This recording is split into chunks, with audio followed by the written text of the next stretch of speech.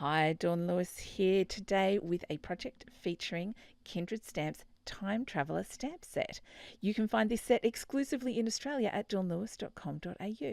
So looking at all of the materials I used, I'm using a variety of cardstock and dies today.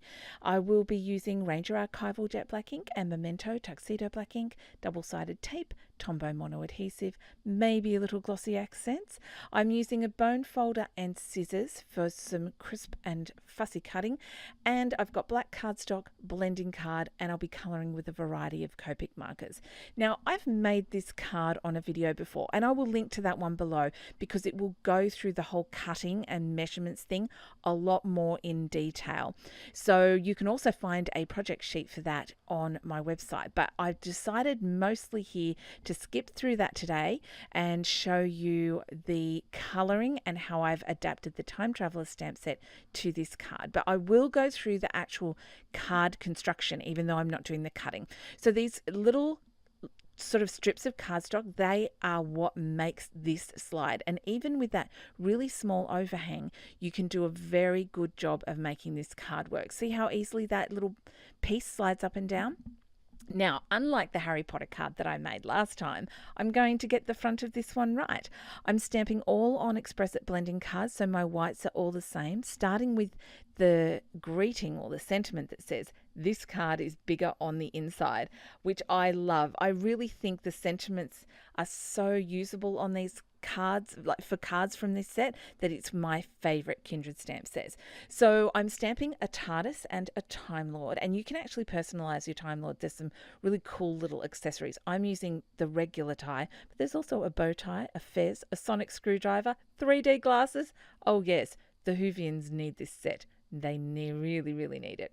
So because I'm stamping with Memento and it's not the most crisp and dark of blacks in my collection, I am using my Misty stamping tool so that I can stamp it twice and get a really dark black. I have made a mask using a post-it note, and I'm using it to add a lot of Daleks to the inserts, to the little slide out panels here. I know that once the Daleks used Time Lord technology, and that's what I'm using today to make this. Well, okay, it's not exactly Time Lord technology, it's a Misty, but whatever, I'm having fun with it. So this is my middle panel, and I've stamped and masked a Dalek in the center, and the ones I'm going to put either side, they're all going to fall back, so they're all going to be lower down and sort of masked off behind. So I'm going to add another one to the right because there is a little bit of spare space there. So the mask is getting a really good workout today, and these post-it note masks, they really do a good job, and I've kept this one in the set and I'll use it in the future as well. So I'm turning the piece on its side so that the overhanging stamp doesn't get in the way of the border of the Misty. And this is going to be quite the colouring challenge. So we'll have a look at Copic colours shortly. I'm trimming down my greeting, and I'm going to pop that to the side. We're going to colour now.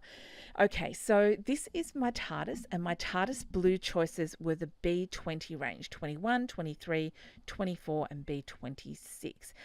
I have new video editing software, and it doesn't actually let me speed up my video as fast as my old software used to, which is a little bit of a pain really, because this has turned into quite a long video. However, if you have ever wished that I would slow down, your wish is now my command. So you can see all of the colouring that I'm doing. Not every single panel on this is getting shadow and highlight. For example, the very small sections around the door are not getting shadow and highlight, but the cross sections that run horizontally across the top of the little squares, they are getting shadow and highlight, as well as the main section of the box down the left and the right. So let's talk Doctor Who. Even if you're not into Doctor Who, you probably know somebody who is. Am I right? I was really never into it, but I had a lot of friends who were. And when I got Netflix, I decided, you know what? I kind of like David Tennant. I liked him in the Harry Potter movies. I like him in a few other things like Broadchurch. So I thought, I'll give this a watch. Absolutely hooked. It did not take long at all. And I started with Christopher Eccleston. I liked him in Heroes, by the way. So I kind of became a Whovian by accident myself, kind of checking out what my friends were all into. I remember watching Doctor Who as a kid, and I saw an episode with Tom Baker, and there were Daleks and old ladies in it. Somebody out there probably even knows what episode I'm talking about.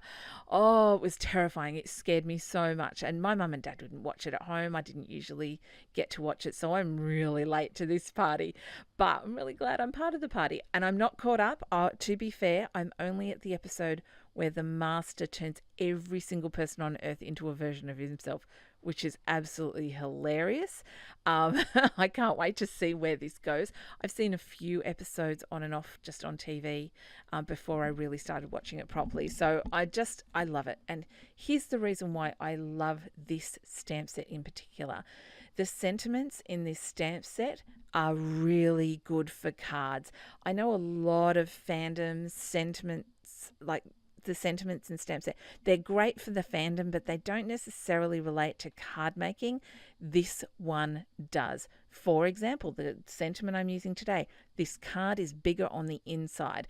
That's why I'm doing the 3-tier pull-out card, because it is bigger on the inside, because it expands. This would also be great on a box pop-up card, or one of the gorgeous Lawn Fawn Shadow pop-up templates would be great as well.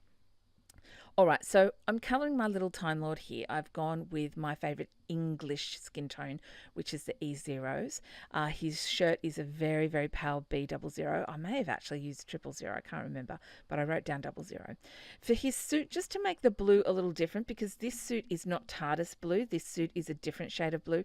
So I've gone for something just a fraction more muted with the B32, 34 and 37. Now I could have gone with a brown suit, but I specifically wanted to go with this blue suited David Tennant doctor that I was making for the card today. So I've chosen the blue suit. I've also chosen the skinny tie. I love all the different accessories, so you can swap around your doctors. And you could, look, truth be told, you can make this whatever colour you like. You can be true to form, or you can mix it up. If you want a Christmassy doctor, give him a red and green suit. Whatever works, right? I have used a multi-liner, and I've adjusted the shoes to turn them into sneakers, and I've used a little R24 and a little bit of I think C2, just very, very lightly on the white part of the sneakers. So this skinny tie, I would probably recommend popping a little bit of double-sided tape on the back before you cut it out, although I'm using Tombow mono adhesive to pop this down, and it's worked really, really well. It is very tiny to fussy cut. I'm just saying, it's really, really tiny. The bow tie is even tinier, but it fits so perfectly. So kudos to Kindred Stamps for this awesome set.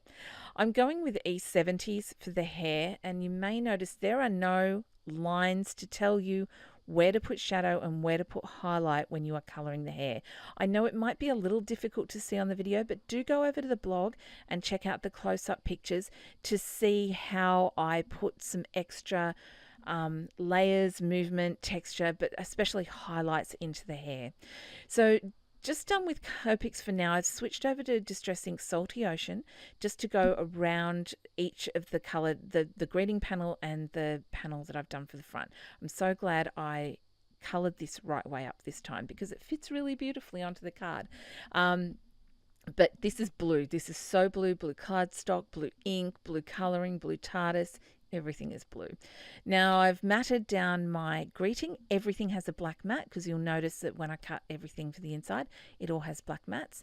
Now ignore the pink Dalek. If you want to do a pink Dalek, absolutely you can. I was going to do shadow and highlight on the Daleks, and that's why I started with the lighter tone. But all these baubles on their body simply made it too daunting, and I had so many Daleks to colour, and I thought, I want to keep this video as short as I can, and yeah, so I decided just to colour them straight up. There's no shadow and there's no highlight going on here. I've put a rough guide to the colours I use for the Daleks here on your screen up at the top there. But you can find an absolutely full list over on my blog, exactly which colours I use for each Dalek. You can also see the close-up photos and see them with a little bit more detail and figure out which colours I used where. I love the Y28. Those Y20s do a great gold substitute. Gold is not an easy thing to colour because it's, it's metallic, it's gold, right? But the Y28 I think did a really pretty reasonable facsimile for this Dalek. I did choose 4 different coloured Daleks, the red, the gold, a dark grey Dalek, and those 2 that are all the way left and right on this panel will be light grey. I am colouring both panels at once, but I'm only going to show you the colouring that I do on this larger panel because all 4 coloured Daleks are on here. So this darker grey one, I have used C6 for the body, and for the pale grey one, I'm using C2 for the body. For the baubles on the pale grey one, I'm using blue. For the baubles on, I don't know what they're called, but they're the knobbly bits around their body, right? I'm using C2 for the red one. I've used C8 for the gold one, and I will use C8 for the dark grey Dalek as well. For the headlamps, antlers, lights on their heads, whatever you want to call them, the red one has grey, the dark grey one has grey, but the gold and pale grey Daleks have a very pale blue light up there. The lights for their little wiggly wavy around light, they all are blue in the centre, which is the B24. And for their eyes, I guess it's their eye, it's their bit that they see through, their screen, their monitor. The red one has a golden eye, and all of the rest have blue. And then I've just used a variety of different shades of grey to fill in or gold to fill in. To get the gold darker on that gold Dalek, I just did a second coat. So you can actually just stick with a single colour and build layers to create a subtle difference when it comes to shadow and highlight or dark and light colours. If you only have a few Copic markers, do check out my Copic blending for beginners 7-part video series. All the videos are really short and I show you different ways that you can blend when you don't have many markers. So especially if you're just starting out with your collection, you might pick up some good tips here. I'll link that below for you as well. So there I've got the B00 going into those lights on the top of the head, and then all the different greys going in there.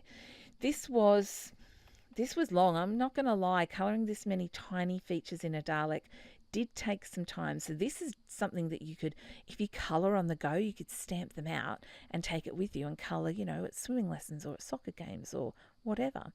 The colouring is now complete. The mask is going to come back into play as I ink around the edge of these pieces with Salty Ocean. And I do put a little bit at the bottom, even though you won't end up seeing it. Mostly I've used the mask on the pieces that are on the edge because all that colouring, I did not want to just cover it all up with Distress ink. You know what I'm saying? And the Post-it note did a really good job, even though there's only a little bit of sticky at the top. So let's take that small panel. This is going up the very top and stick it on. The middle panel, stick it onto its mat there, and we're going to add the greeting to the front panel of the card. And now it's time to throw this all together. Are you ready? The front panel goes on its mat. The top little panel, the smallest one with the Celebrate, that's going up the top of that smallest square that I've cut. I'm sticking that onto the slider, and when we stick them on, they go on upside down so that they kind of peekaboo out the front. I've used some my anti-static powder tool to help it slide a little bit. That I got some adhesive on there and it was sticking just a fraction. The large front panel is going onto the whole front thing, and it's best to open it out so you make sure you stick it on right way up. You could wait until you've finished the whole thing. I am using acrylic blocks to weigh everything down, which is working really well for me.